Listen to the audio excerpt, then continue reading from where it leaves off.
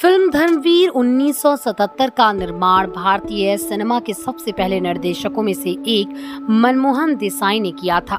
ये फिल्म अपने समय की बड़ी हिट साबित हुई और इसके साथ ही धर्मेंद्र और जितेंद्र की जोड़ी को एक खास पहचान मिली।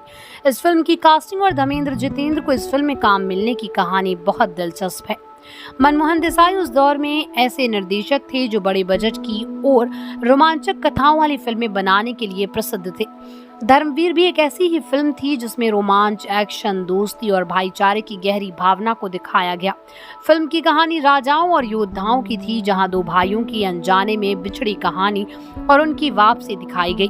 फिल्म के लिए देसाई को दो ऐसे अभिनेताओं की जरूरत थी जो न केवल शारीरिक रूप से मजबूत हों बल्कि उनकी एक्टिंग में भी भावनात्मक गहराई हो। ऐसे में उन्होंने धर्मेंद्र और जितेंद्र को मुख्य भूमिकाओं के लिए चुना। धर्मेंद्र उस समय के सुपरस्टार थे और अपनी एक्शन भूमिकाओं के लिए मशहूर थे। मनमोहन देसाई को धर्मेंद्र की ये बात बहुत अच्छी तरह से मालूम थी कि वो बड़े पर्दे पर एक्शन के साथ साथ गहरी भावनात्मक भूमिकाएं निभाने में भी माहिर हैं। धर्मेंद्र को वीर सिंह की भूमिका के लिए चुना गया, जो एक योद्धा था और अपने खोए हुए भाई से मिलने की कहानी के इर्द गिर्द घुमाया गया था। धर्मेंद्र की स्क्रीन प्रेजेंस और उनके एक्शन सीन को लेकर मनमोहन देसाई को कोई संदेह नहीं था।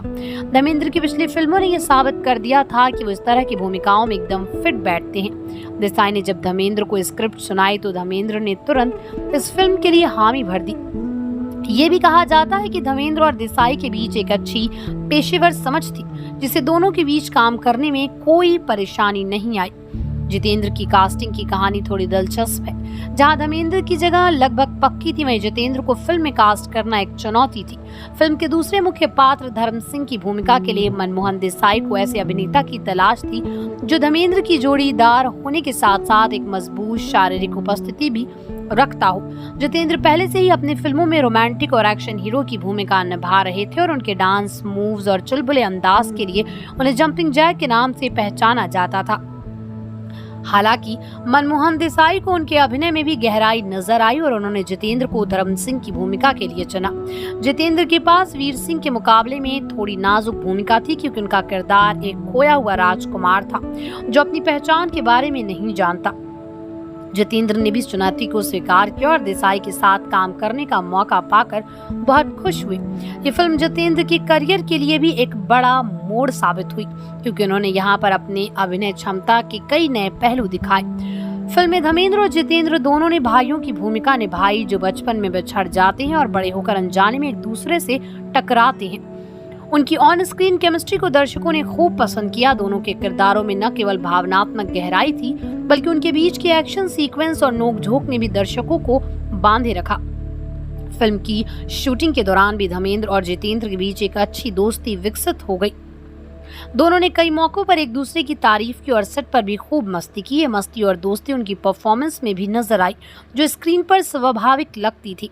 फिल्म धर्मवीर 1977 की सबसे बड़ी हिट फिल्मों में से एक साबित हुई। इसकी कहानी, संगीत और खासकर धर्मेंद्र जितेंद्र की जोड़ी ने इसे एक यादगार फिल्म बना दिया। फिल्म का संगीत भी बहुत लोकप्रिय हुआ और इसके गाने आज भी सुने जाते हैं। धर्मेंद्र और जितेंद्र ने इस फिल्म के बाद और भी कई फिल्मों में साथ काम किया, लेकिन धर्मवीर को उनकी जोड़ी की सबसे खास फिल्मों में गिना जाता है। धर्मवीर न केवल एक मनोरंजक फिल्म थी बल्कि इसमें धर्मेंद्र और जितेंद्र की जोड़ी ने भी महत्वपूर्ण भूमिका निभाई। फिल्म की कास्टिंग की कहानी अपने आप में दिलचस्प है। जहां धर्मेंद्र को उनके एक्शन और अभिनय के लिए चुना गया, वहीं जितेंद्र को उनके अलग अंदाज और प्रतिभा के कारण लिया गया। फिल्म ने दोनों के करियर को और भी ऊंचाइयों पर पहुंचाया और ये फिल्म आज भी भारतीय सिनेमा की एक क्लासिक मानी जाती है।